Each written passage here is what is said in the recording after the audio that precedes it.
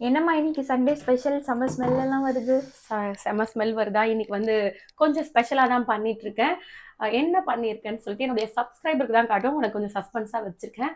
பண்ணிட்டு பார்க்கலாம். நீ உள்ள போயிட்டு நான் ரெடி பண்ணதுக்கு அப்புறமா வா.